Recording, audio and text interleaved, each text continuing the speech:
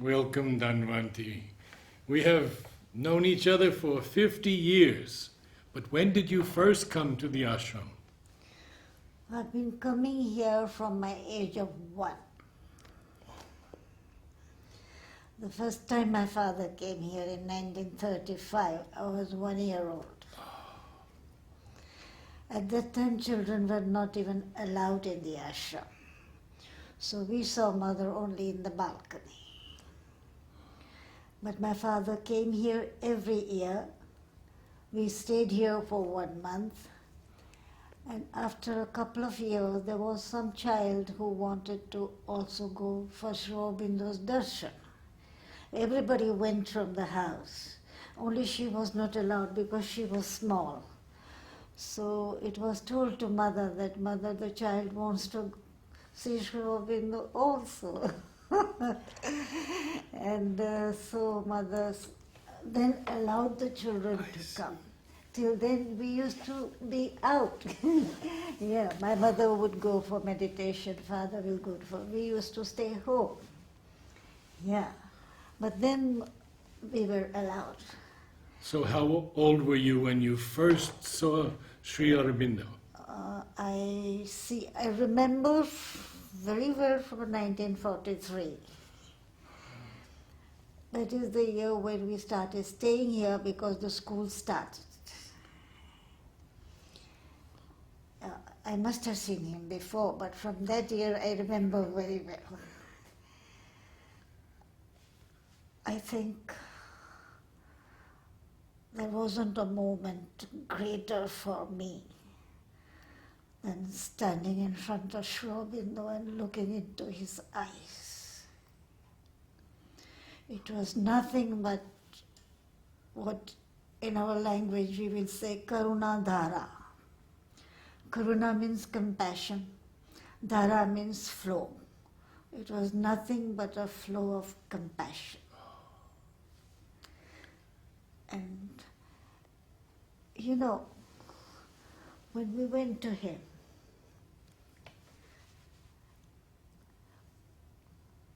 all our being, not only mind and heart, the body itself was different.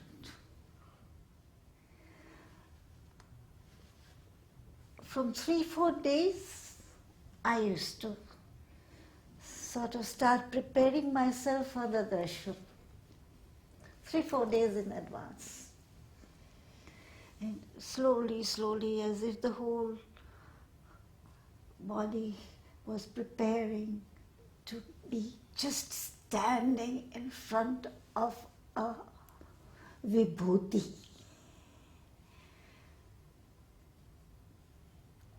I don't think I can have anything more marvelous than that. Darshan. Maybe we would see him again, I don't know. But so far, there is no equal. And tell us about mother, when you were young. I want to tell you first how we saw mother by the side of Aurobindo. Yes. For me. And we saw her alone. When we saw her here in the ashram, she was the queen, the conductor, the everything, behind everything. Huh? She was the one. But when she was by the side of Aurobindo, she sort of just effaced herself, telling us, you look at him, you look at him. This is how I felt. This is totally personal. But I always felt that this figure that we saw everywhere, just dominating, conducting really an orchestra of the ashram. When she was by the side of Aurobindo, she said, you look at him, you look at him. And although we looked at her also, but I think we saw them together. And the photograph that I love most to have in my room would be to see them together on the sofa. It's just marvelous. Just marvelous. Temi once told me that when she went the first time with her father, she saw his eyes and everything blanked out, she said. She remembered nothing at all. She didn't remember how she got through the room. Yeah. No, not only it's all the, we used to go sit and we used to go slowly forward towards the room and inside the room. Right from there, although we didn't see him, we already were seeing him. Yeah. And when we were in front,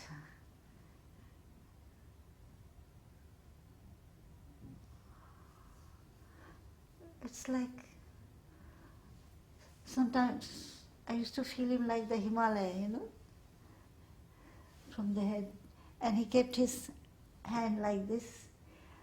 I sometimes thought the whole of India, He kept his feet a little like this.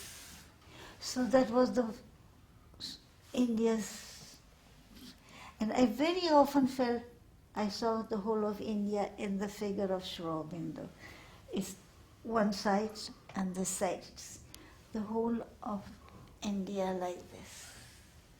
Yeah, very often I used to feel that.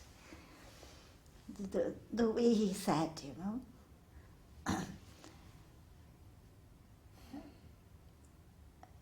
And everything was global with him. His one sentence is like the world. And like that, when you stand in front of him, you are in a sphere. The whole universe was with him. It was one person, but the whole universe, carrying the whole universe with him. And I very often felt also, he has that line, I measure the worlds with my ruby eyes.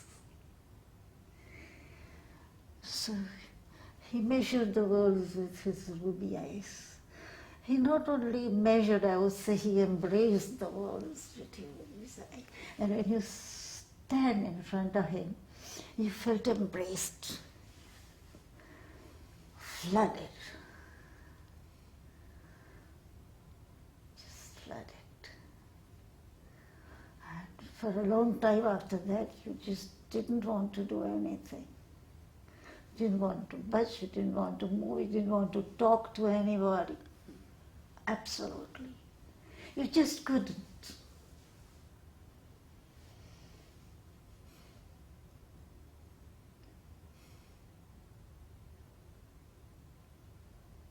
You had darshans 3 times a year at first? Yeah, 4 times. 4 times? Yeah.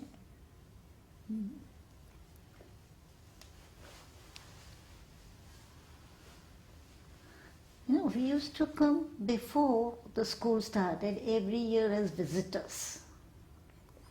And we all came always for the darshan. Right from the station of the Chinna Babu Samudram, which was the station where they used to, check up, because this was French territory. Right from there, I used to feel already the atmosphere of the ashram. Right from there. And when you came down on the station here, you were already full.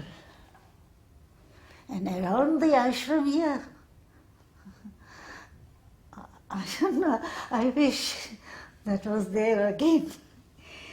But it was so intense, so strong, so palpitating, that you could not but change. It transformed you. Just the fact of being in this atmosphere, you were different. without any effort. You did not have to make any effort. Just be there. Just be there. And you were different.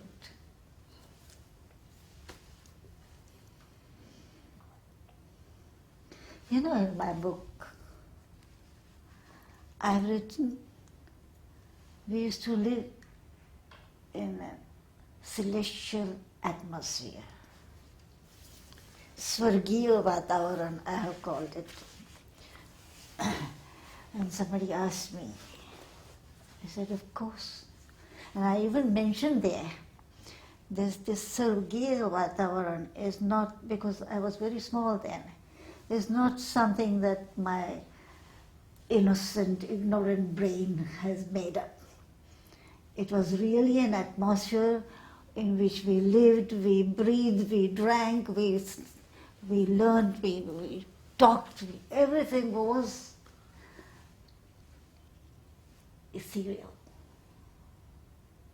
It's not an imagination. It was there. And when he left? It was definitely unique.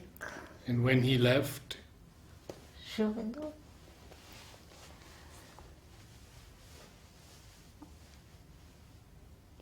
It was a shock. But for me personally, I didn't feel he left. It was only I felt that he was there. I never felt he left us. Yes, the body is no more. Yes, we cannot go for darshan anymore, like before. But I'm absolutely convinced, Narad, that if I can just switch on, he's there. You just have to switch on. He's there like he was at that time. There is no difference. If we really want to connect. That means it's not easy. That means you do away with everything that was not he. That is a condition that you have to fulfill to be able to just switch on and get in. See that? We have to fulfill the condition. We have to. And there is no doubt, Mother or Aurobindo, here or anywhere, I can guarantee anyone. You can be in Paris, you can be in New York, you can be anywhere. If you can just call, they are there. There is no doubt. Why? Because they are not just in that body. They are like the sun. Like the sun, shedding everywhere. Now, if I leave my doors and windows open, it's a flood. If I close my doors, even then, from the slightest through, they are going to come in. That is their sunlight. The super mind is the sunlight. And anywhere, anyone on earth can just get it if it just allows it to enter. Nobody can stop it. Nobody. Nothing on earth can stop you from reaching that. Because it's always there, boy. Always there.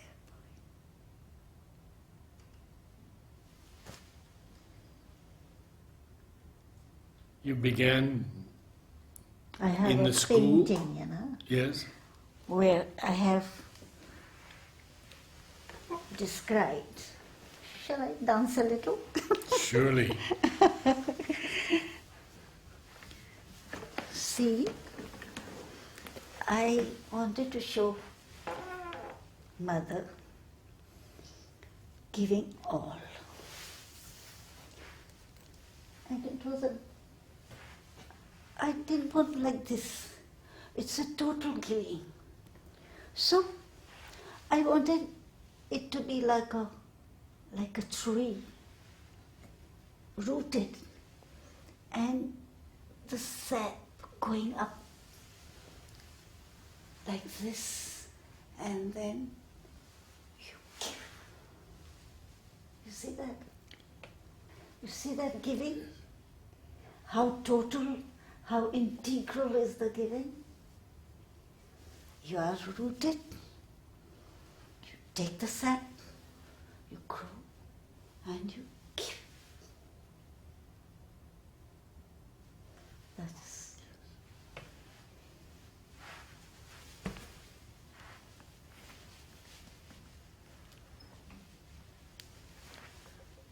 Do you remember well your school years? my school years. That's where I have described it as, for me, I tell you, when I went to our school, it was like I'm all the time open to receive the light from anywhere. Really. And sometimes I told the children I was teaching afterwards, just be ready to open. You know, we have in India a bird we call chatak. It's imaginary. The chatak bird is always has his beak open. One drop coming. I was a bit like that in school. Literally. It's not an exaggeration. I was ready to receive. I didn't want to miss any one moment of light coming in. Yeah, that was my school.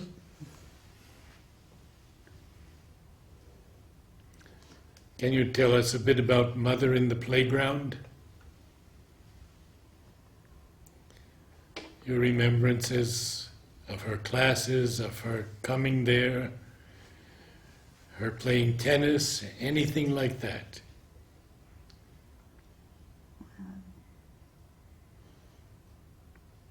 I think I love to see her play tennis. Although I never played tennis and I didn't see her much playing tennis. But there was something nice.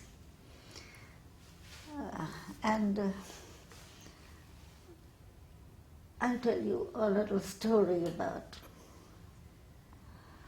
You know, Mother used to play tennis, and the two persons playing against her, she always used to call them.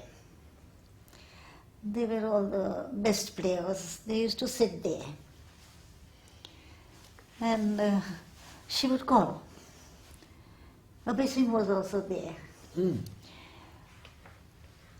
For some time, she hadn't called Abesim. So he thought, Mother is not calling me these days, so he was doing exercises outside the court. But see, the mother, every day after she returned here, he used to see her. So that day evening, when she came back, she's asking him, where were you today? I wanted to play with you.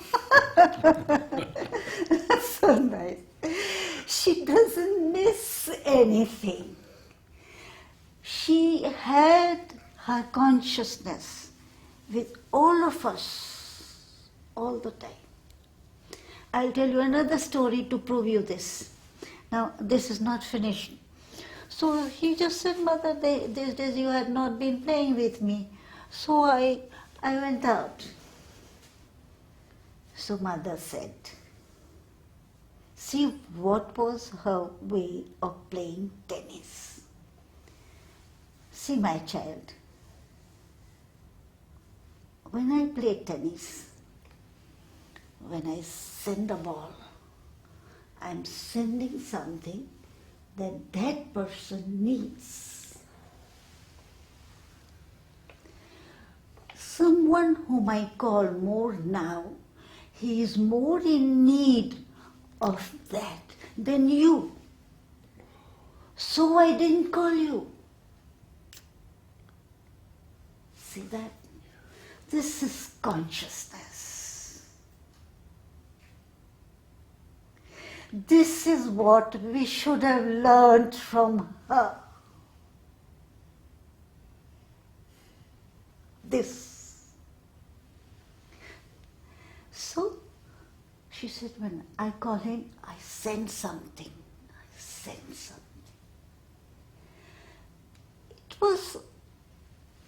She was consciousness from top to toe. So whatever she did was consciousness. Now, how much of this have we realized? How much?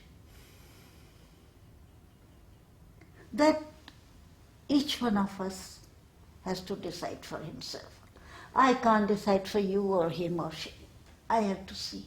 How much of that have I lived? Now I'll tell you another story. This is personal. My mother was sick. She had cancer. And we knew that the time is limited. And I felt very much that I should be by her side at this time. And I was a teacher in the school. So I told Mother, teaching may be difficult right now for me because I have to be present there with the stroke of bell. And if at that time my mother needs me, I won't leave her. So I wrote to her that I would like to do something other than teaching, because teaching doesn't finish in the school. Afterwards you have so much to do.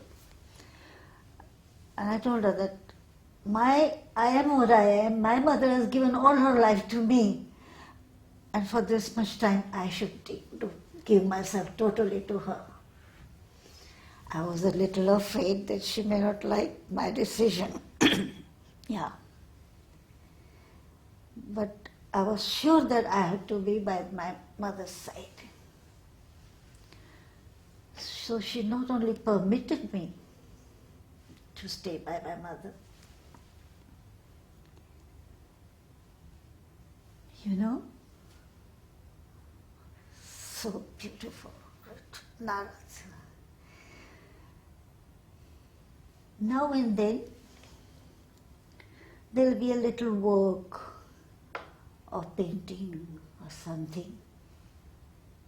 She will tell, go and give it to Dhanvanti. Go and give it to Dhanvanti.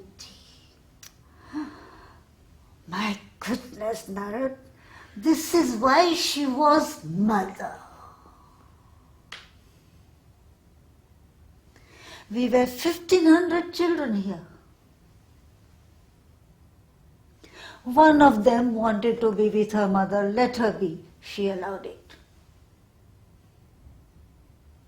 But she didn't forget me. I was in her consciousness. And when she sent the work to me in my house, that day I said, oh mother, if I can learn even this much to be like that, mother. This is consciousness. Narad, this is what we have to be, not anything else. This.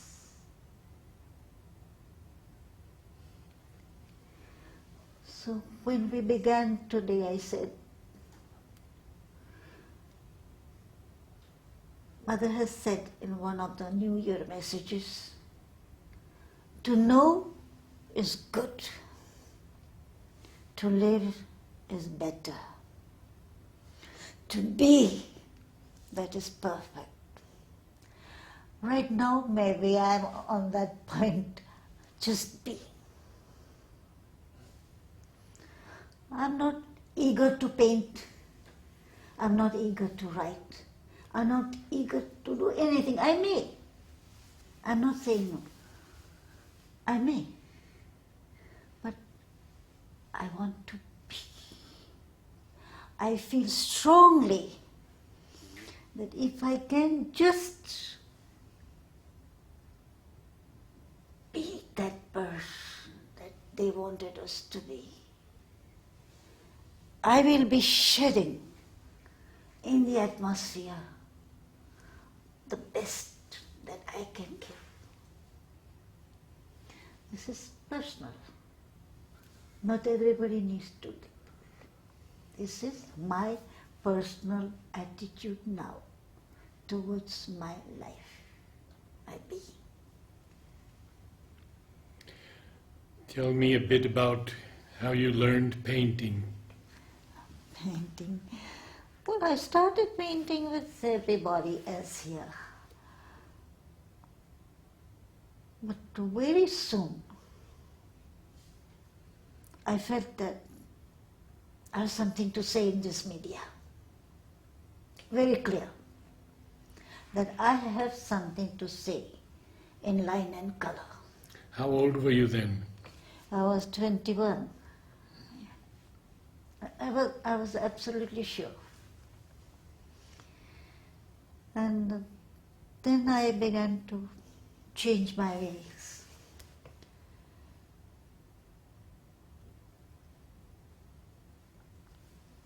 Slowly I wanted to find a new way of expression. I loved human being, human figure, the face and everything. But I didn't want an Arab. I wanted a human being only, a figure that can catch all that man wants. So I wanted to go into not personal depiction, but a whole. Even in figure, I wanted the minimum lines, just a flow, just a stroke that would give you a flight perhaps. Something big, as it put in one line, that which we are. We are something very vast,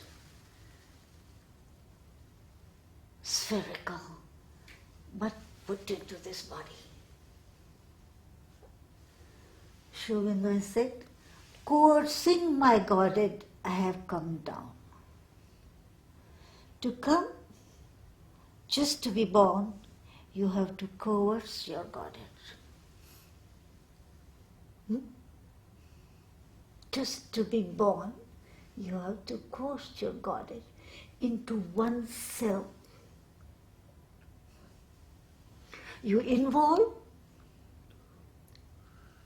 and then you evolve. See that? Now, I wanted that even in the figure, I don't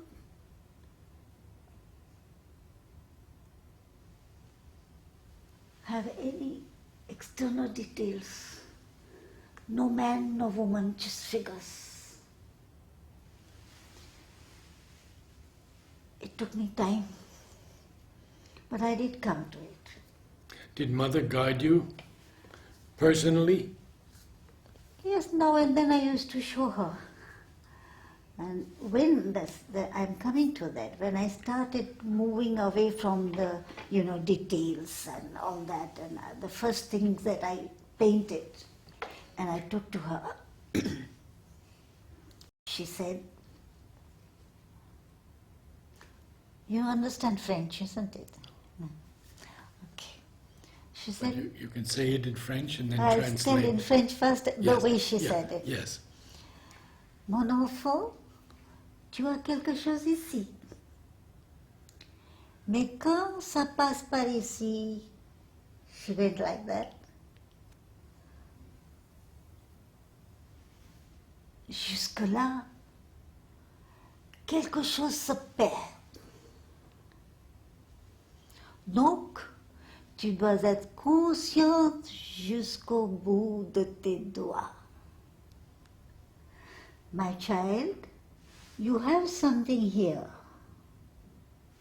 But when this passes from here to here,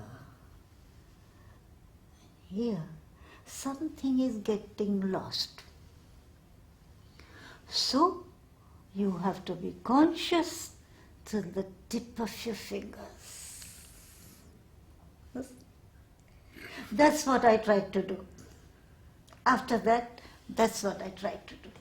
Try to be conscious to the tip of my fingers. That's all.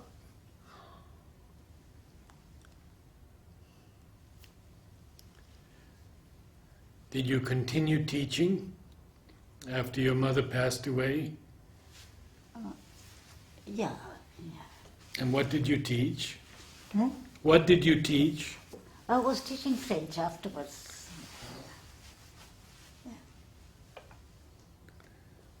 I wanted to ask you about the playground and mother's classes. I would be able to talk to you only about the Wednesday classes because she used to take many classes for the children and all. I have not been there. But the Wednesday classes, yes.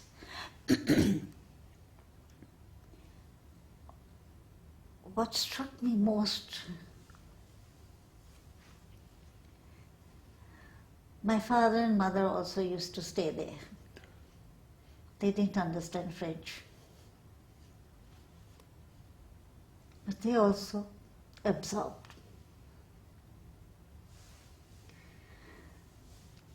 So it was not in the words really that she gave. Why? There were not only my father and mother, but so many others who stayed there. What made them stay there when they didn't understand a single word? And they never felt that they were wasting their time or they are not understanding why are they there.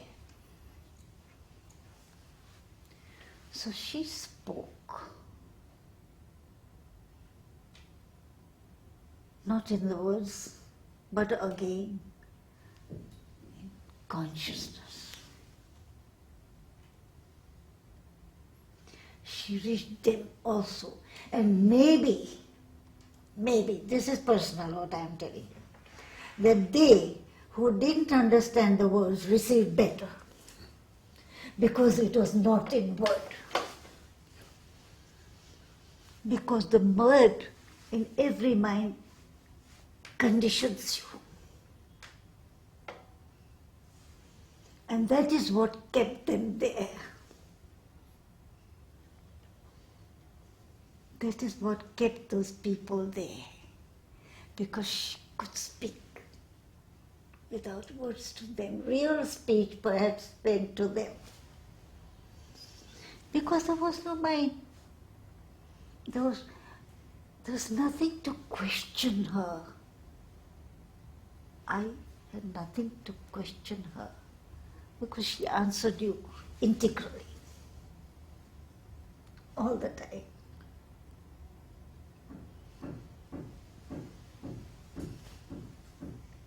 I never had questions. I don't know. I don't need to question her. She's all the time talking to us full day. You just have to receive. I feel. That's absolutely personal again.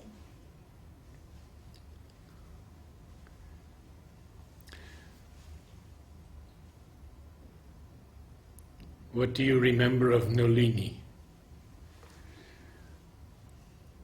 Well, I wasn't much in touch with him, really. Who were you, But who were you mostly in touch now with? and then, yeah, when we became permanent, it was he who brought me the letter from mother. And it was nice the way he gave it. It was just because I stayed here for a long time without being permanent. You know, we were not prosperity holders for a long time.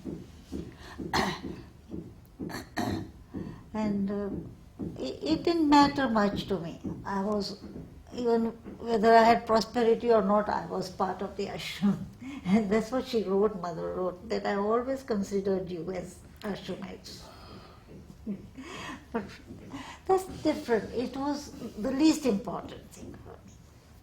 But the way he brought and he gave it to me, it was so fine. So fine receiving. I think that's the most beautiful thing that I remember of his giving me that letter from mother that we become ashramites.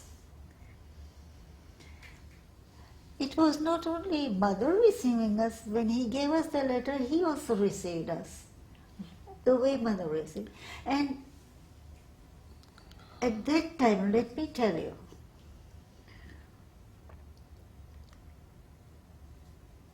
anyone who joined the ashram, we all embraced him like this. Everyone embraced. This is what was the beauty of those days. We all lived together hand in hand. Hand in hand. Mother accepted means everybody accepts. Nobody can say a no to it.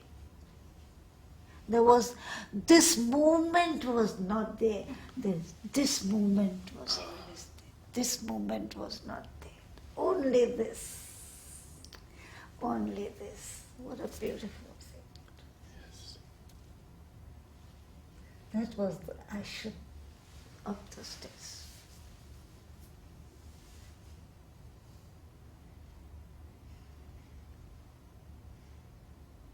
And you know, I used to feel this right from Madras, Chennai. We all came as visitors for darshan. So people from Bombay, people from Delhi, people from Calcutta, all came to Madras, and from Madras we all were coming to Pondicherry for darshan. We all knew that we are all going for darshan. And already in the train, we are one. We are one. Always the feeling of oneness. We are one. Already we were Aurobindo's and mother's children. We are one. We belong to the same.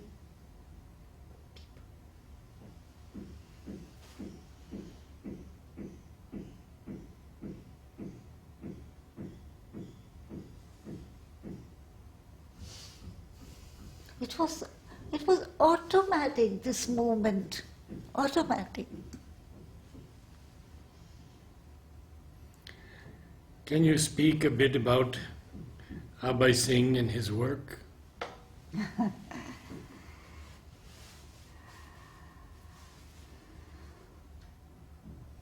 I must tell you that I learned a lot of work in the ashram while working in atelier.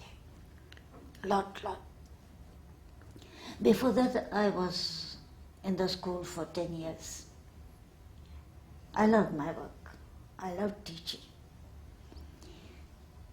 But here, I found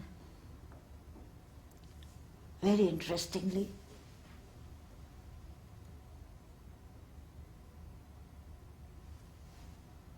Abhay Singh never spoke big, he acted big. He told mother, I don't understand sadhana, this, that, everything. Mother, I like work, you give me work. I want to work for you. So simple. Even to join the ashram, he went and told mother, Mother, I like you very much, will you keep me? How sweet. Just like that. Mother, I don't understand all this yoga, everything. I love work, I want to work for you, give me work. So simple, like a child. And in the school when I taught, there was big words, lot of talk. Not that there was no action. But here I felt that work was done in that spirit, without big words. It was really great. That man never got angry with anybody. 40 years I worked with him. He didn't know what was getting angry, not only with his workers, but even with paid workers. He has never scolded anybody. Never. Everybody was a brother. All the boys that worked with him were like his little brothers. Heart cold. To work with him was, for me, I think I learned a lot. First of all, there were so many departments, so many kinds of works. If we want to learn, such an opportunity, immense opportunity to work anything. And I learned a lot because of that. I learned so much. And I learned what behavior with people is. His dealings from man to man. It's very rare. He will never point to anybody, you're not doing this or that or anything. Never. He'll just manage. If he sees that something is not being done, he'll get the work done because the work has to be done. He'll find ways of getting it done. But he will never point out to anybody, you didn't do this. Never.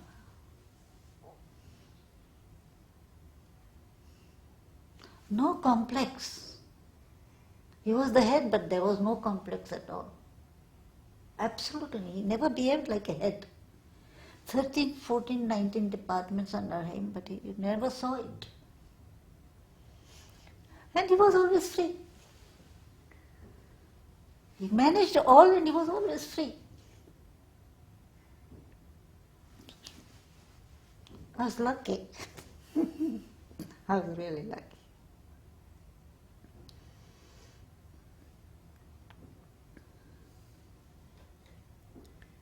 I would like to ask you if you would consider coming again and coming one more time and talking with us.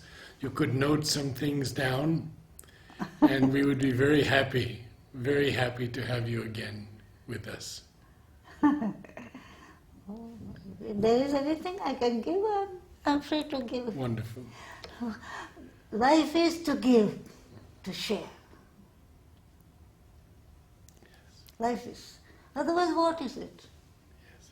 What are we here for? I want to share everything I have. Come. That's what my painting says. I give my all. What I showed you now. Underneath I wrote, I give my all. Take what you can, those who can, as much as you can. I wrote that under the sketch that I made. That's what I wrote. I give my all, take what you can, those who can, as much as you can. And the person who has stretched her arms like this, she's not even looking down, she has her head there. She does not even bother to who is taking how much. Just keep. I'm ready to share.